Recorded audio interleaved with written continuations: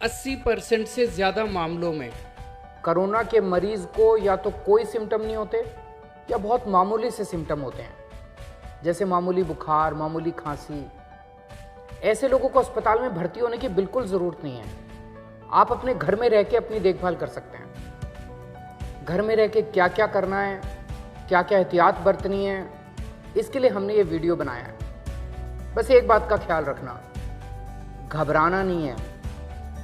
इनमें से ज़्यादातर लोग कोरोना से आराम से ठीक हो जाते हैं।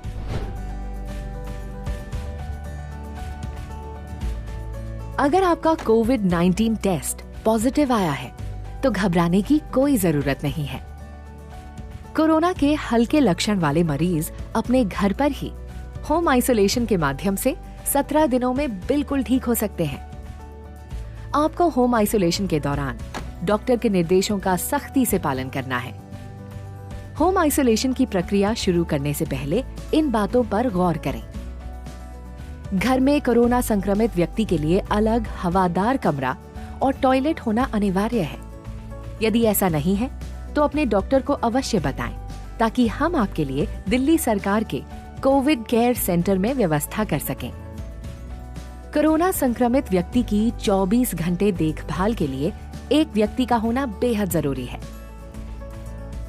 यदि परिवार का कोई सदस्य बुजुर्ग, जिनकी उम्र 55 साल से अधिक है, या घर में कोई गर्भवती महिला या कोई गंभीर बीमारी जैसे कैंसर, एस्थमा, सांस की बीमारी, डायबिटीज, बीपी, हृदय रोग, गुर्दे की बीमारी आदि से पीड़ित सदस्य है तो मरीज के ठीक होने तक उन्हें किसी रिश्तेदार या जानकार के घर पर ठहराने की व्यवस्था करें, क्योंकि कोरोना इनके लिए हानिकारक हो सकता है।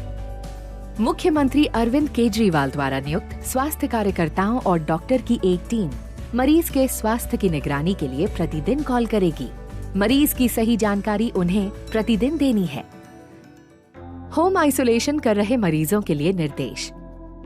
सबसे पहले मोबाइल फोन पर आरोग्य सेतु ऐप डाउनलोड करें और 24 घंटे ऐप पर नोटिफिकेशन और लोकेशन ट्रैकिंग को ऑन रखें।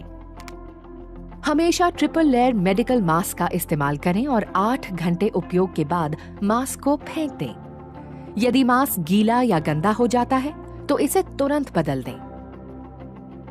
मास्क पर 1% सोडियम हाइपोक्लोराइड सॉल्यूशन का प्रयोग कर इसे कीटाणु रहित करके एक बंद कूड़ेदान में फेंकें। 1% सोडियम हाइपोक्लोराइड सॉल्यूशन बनाने के लिए आप बाजार में मिल रहे सोडियम हाइपोक्लोराइड ब्लीच, जिसमें 3.5% क्लोरीन हो, या ब्लीचिंग पाउडर जिसमें 70% क्लोरीन हो, का प्रयोग कर सकते हैं। आप 1 लीटर सोडियम हाइपोक्लोराइड ब्लीच को 2.5 लीटर पानी में मिलाकर या 7 ग्राम ब्लीचिंग पाउडर को 1 लीटर पानी में मिलाकर ये सॉल्यूशन आसानी से घर पर बना सकते हैं। इसका प्रयोग करते वक्त ग्लव्स और मास्क का प्रयोग करें। इस सॉल्यूशन से आप घर की सफाई कर सकते हैं। साथ ही स्विच बोर्ड, खिड़कियां, चेयर, डाइनिंग टेबल, अलमारी इत्यादि को साफ करने के लिए भी इस्तेमाल कर सकते हैं। इस सॉल्यूशन का इस्तेमाल कोई भी मेटालिक सतह जैसे सिक्योरिटी लॉक, दरवाजे के हैंडल इत्यादि पर ना करें। इससे जंग लग सकता है। इन सतहों को साफ करने के लिए आप कोई भी सैनिटाइजर का प्रयोग कर सकते हैं। आप इससे शौचालय की सफाई भी कर सकते हैं। याद रहे, इस सॉल्यूशन को टॉयलेट ब्रश पर स्प्रे करके ही शौचालय की सतह को साफ करें। आप अपने लिए अलग शौचालय का ही प्रयोग करें और हमेशा फ्लश करने से पहले ढक्कन को बंद करें।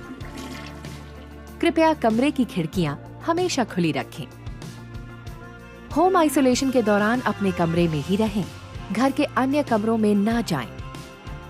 दरवाजे, खिड़कियां, टेबल जैसी चीजों को छूने से बचें, जिससे घर के अन्य सदस्यों को कोरोना से संक्रमित होने का खतरा न हो।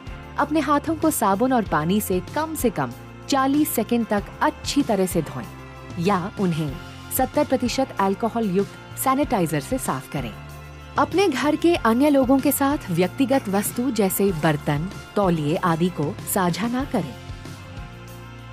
आपके कमरे की बार बार छुए जाने वाली चीजें जैसे टेबल, दरवाजे का handle, mobile phone, computer, remote इत्यादि को 1% हाइपोक्लोराइड सॉल्यूशन या सैनिटाइजर से साफ करें। डॉक्टर द्वारा बताई गई दवाइयाँ नियमित लेते रहें। यदि आप किसी अन्य बीमारी की दवाइयाँ लेते हैं तो डॉक्टर की सलाह जरूर लें। आप रिकवरी प्रक्रिया के दौरान शराब ना पिएं और धूम्रपान ना करें।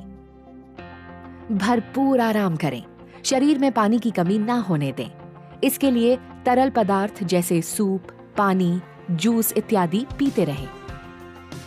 खाने में कम कार्बोहाइड्रेट, उच्च प्रोटीन युक्त आहार, सब्जी और फलों का सेवन करें। प्रतिदिन 3 बार करें।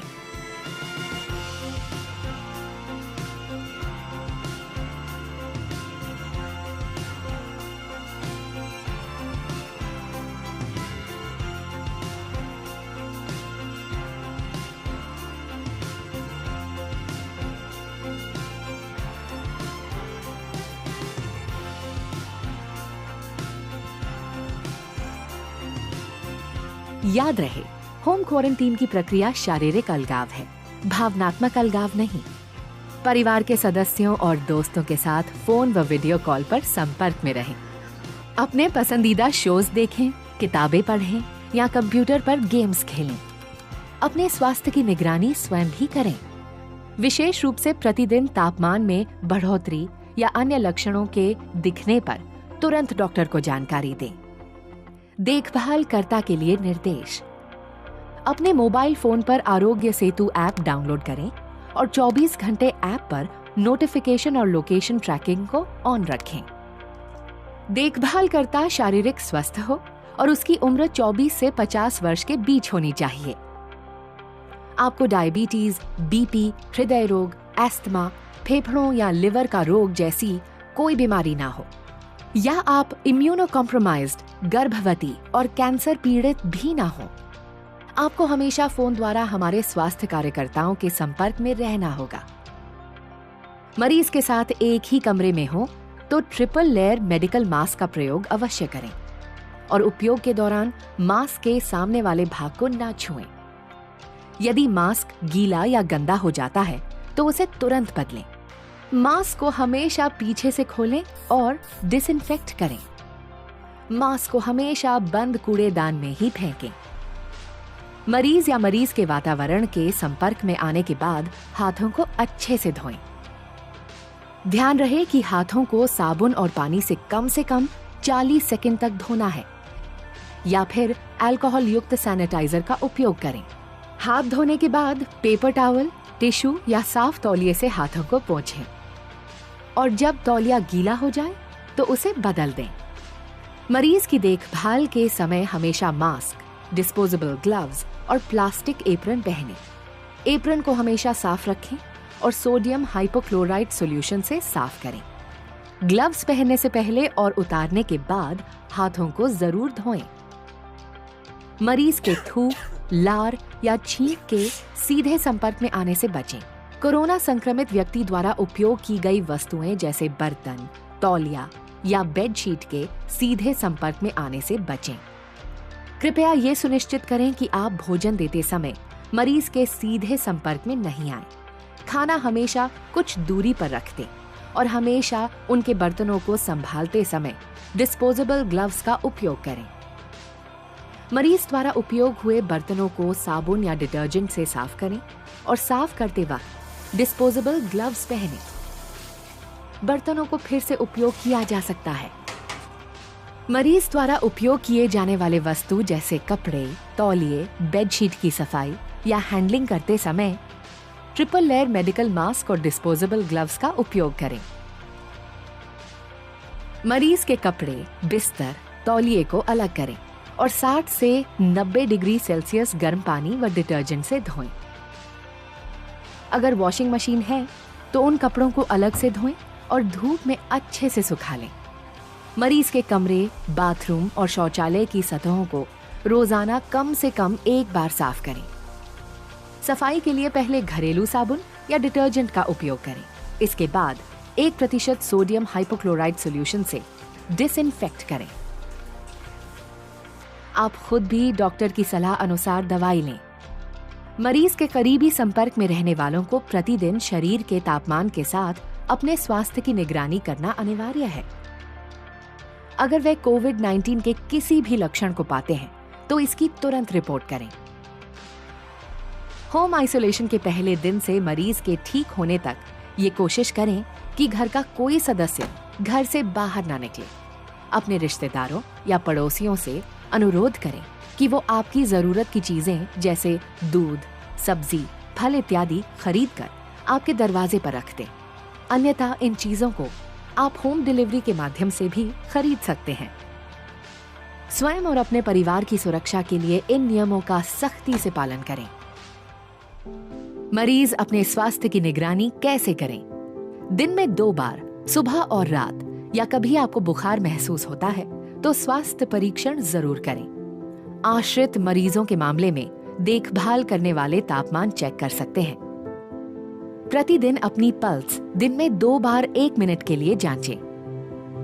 मरीज या देखभाल करने वालों द्वारा पल्स की जांच के लिए अपनी तर्जनी और मध्यम उंगलियों को अपनी कलाई, अंगूठे के आधार पर रखें। 1 मिनट तक गिनें कि आप कितने बीट्स महसूस करते हैं। आप 30 सेकंड तक बीट्स गिनकर उस संख्या को 2 से भी गुणा कर सकते हैं। जांच के बाद तापमान, पल्स रेट और कोई अन्य लक्षण को एक कॉपी पर समय और तारीख के साथ नोट करें तथा मेडिकल टीम को रोजाना बताएं। अगर आपका तापमान 100 डिग्री फ़ारेनहाइट से ज्यादा या पल्स 100 बीट्स प्रति मिनट से अधिक हो तो कृपया अपने स्वास्थ्य कार्यकर्ता से तुरंत संपर्क करें। बुखार के अलावा कोविड-19 के लक्षणों के लिए सतर्क रहें। इन संकेतों के मिलते ही डॉक्टर की सलाह पर मरीज को हॉस्पिटल ले जाना पड़ सकता है। सांस लेने में कठिनाई, छाती में लगातार दर्द या दबाव, मानसिक भ्रम, होठों या चेहरे का नीला पड़ जाना, यदि उक्त लक्षण दिखें तो कृपया अपने स्वास्थ्य कार्यकर्ता से तुरंत संपर्क करें। पड़ोसियों के लिए खास निर्देश। यदि आपकी बिल्डिंग में कोई कोरोना मरीज होम आइसोलेशन में है तो बिल्कुल चिंता करने की जरूरत नहीं है। आपको सिर्फ कुछ सावधानियां बरतनी है जिससे आप अपने और अपने परिवार को कोरोना से सुरक्षित रख सकते हैं। बिल्डिंग के अक्सर छुए जाने वाले कॉमन एरियाज जैसे सीढ़ियों की रेलिंग या लिफ्ट के बटन इत्यादि को प्रतिदिन 2 बार 1% सोडियम हाइपोक्लोराइड सॉल्यूशन से सैनिटाइज करें। अगर आपके पड़ोस में कोई होम आइसोलेशन में है तो उनसे संपर्क में रहें और उनका मनोबल बढ़ाएं। जब तक वो ठीक ना हो तब तक उनकी मदद करें और उनके जरूरत का सामान दरवाजे के बाहर रख दें। पैसे की लेन देन डिजिटल पेमेंट्स द्वारा या मरीज के ठीक होने के बाद ही करें। रिकवरी प्रक्रिया और परीक्षण।